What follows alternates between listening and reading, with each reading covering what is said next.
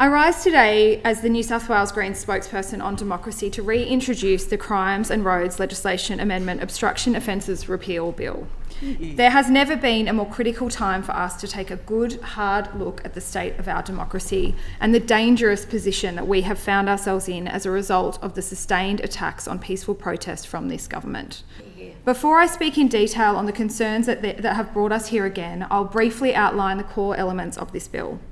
In short, Schedule 1 of this bill amends the Roads Act 1993 to abolish the offence for a person to enter, remain on, climb, jump from or otherwise trespass on a major road. Schedule 3, 1 and 2 amend the Crimes Act 1900 to abolish the offence for a person to enter, remain on or near, climb, jump from or otherwise trespass on or block entry to any part of a major facility.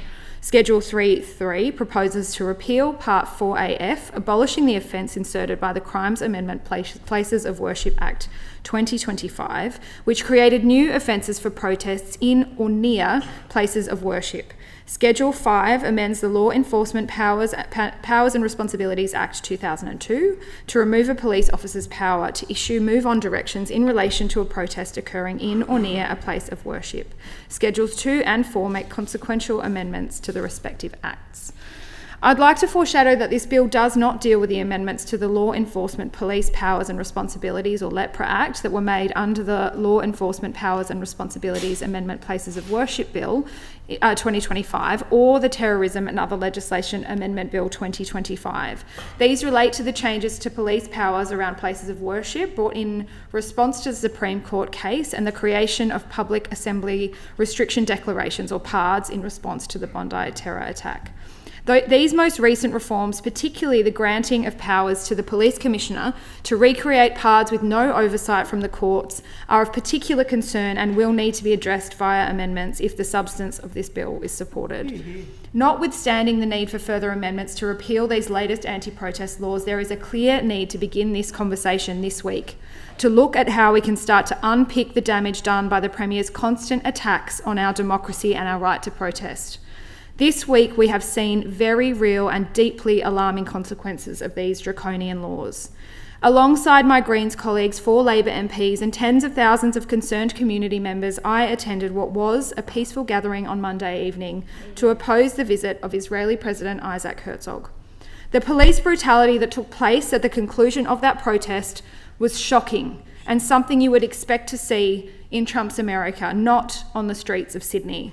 But that is the reality of the position that the Premier has put us in when he rushes through draconian, undemocratic laws in the name of so-called public safety and social cohesion.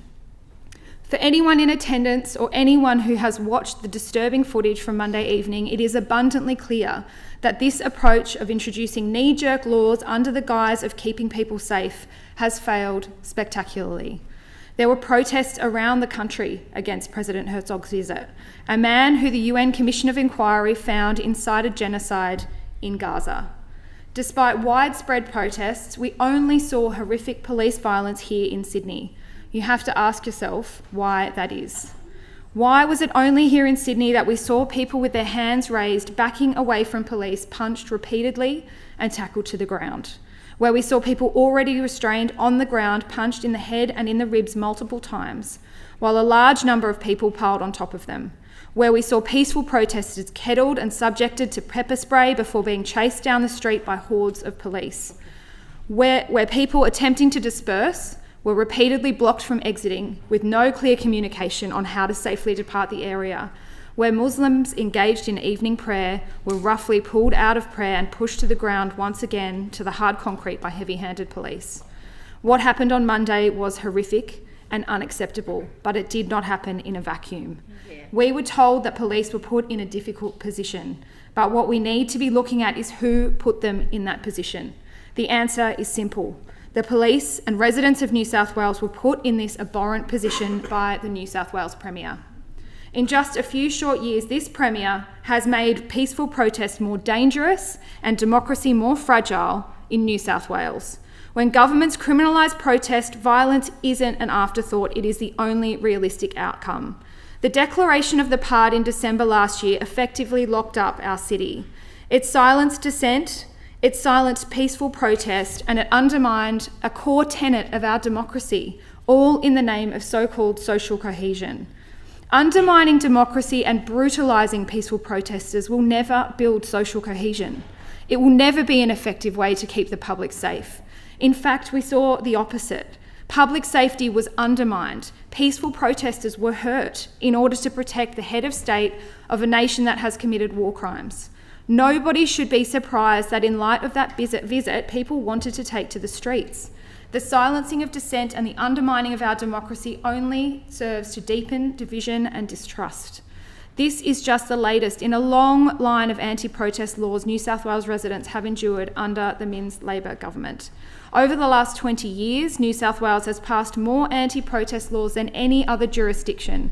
This includes 2 since November 2024, making it an offence to protest near a railway or a place of worship, along with the criminalisation before that by the former government in 2022 of protests on roads and around major facilities.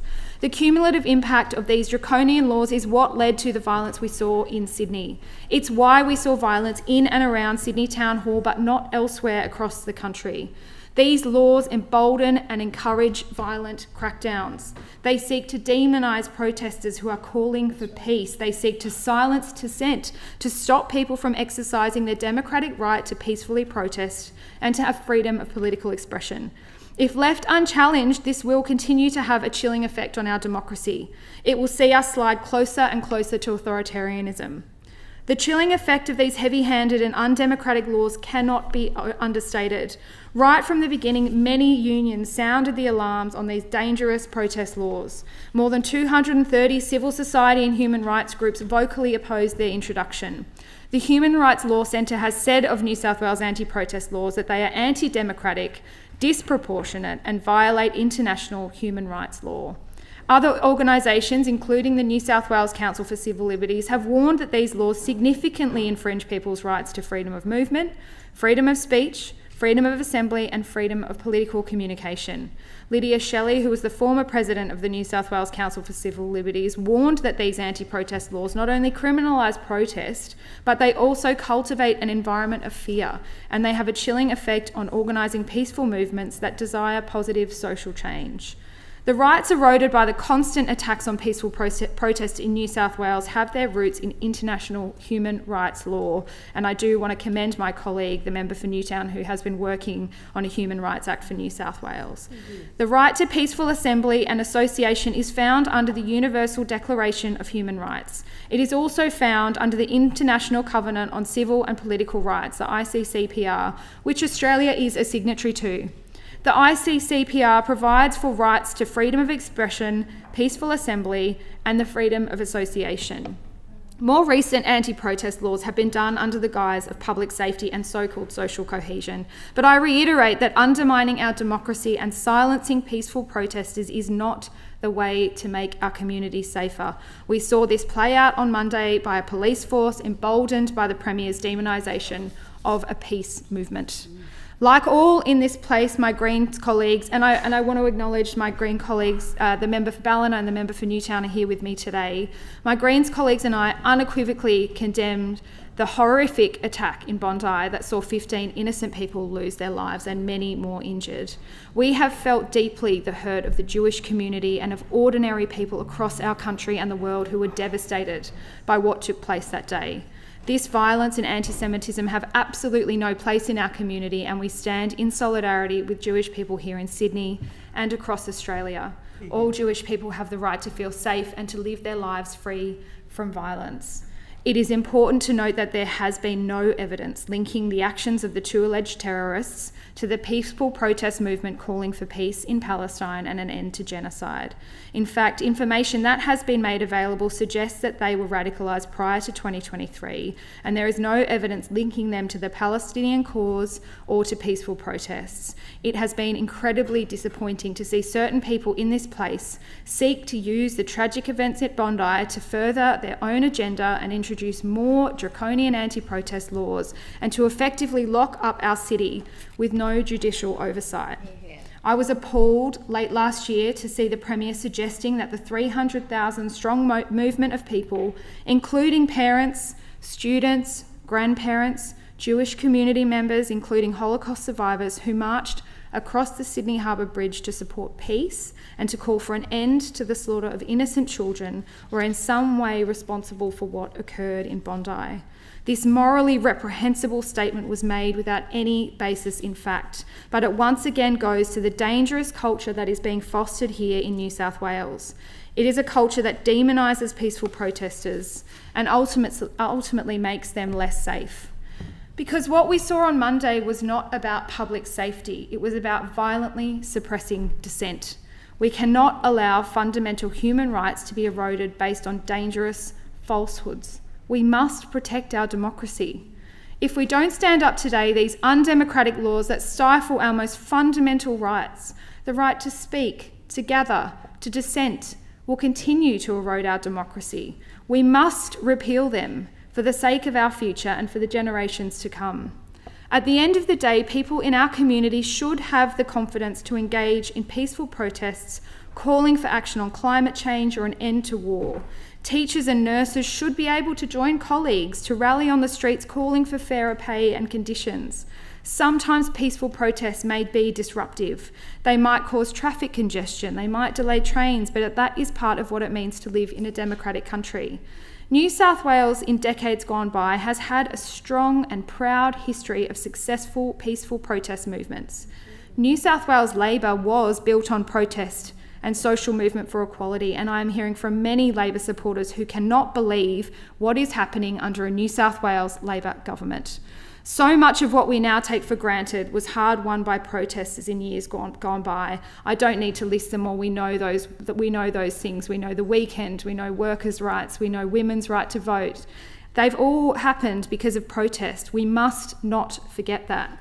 But there is still so much more to be done. I ask each of you to remember this when we think about what's at stake if we allow our right to protest to continue to be eroded by these undemocratic laws. If we truly value democracy and freedom of political communication, we cannot allow these anti-protest laws to stand. We must ensure a healthy and mature democracy that engages with, respects and facilitates political expression outside the ballot box. We must tell the people of New South Wales that it is okay to disagree with the government of the day. We must ensure we have a society where people are not criminalised and imprisoned for expressing themselves in peaceful and non-violent ways, or for disagreeing. The ongoing attacks on the right to protest must stop, and these undemocratic laws should be repealed. The Greens will keep working in the community, in the courts and in Parliament to protect the right to peaceful protest without fear of violent reprisal. I know that there are other MPs in this Parliament across the political spectrum who are horrified by what took place on Monday. I urge you to see this for what it is: the natural consequences of increasingly draconian and dangerous anti-protest laws championed by the New South Wales Premier. I urge all MPs across this Parliament to support this bill. And to the government, I say this: if you do not want to support a Greens bill, we are here and ready to work in good faith across the Parliament to unpick these undemocratic laws and reset the delicate balance in this state. I commend the bill to the House. Yeah.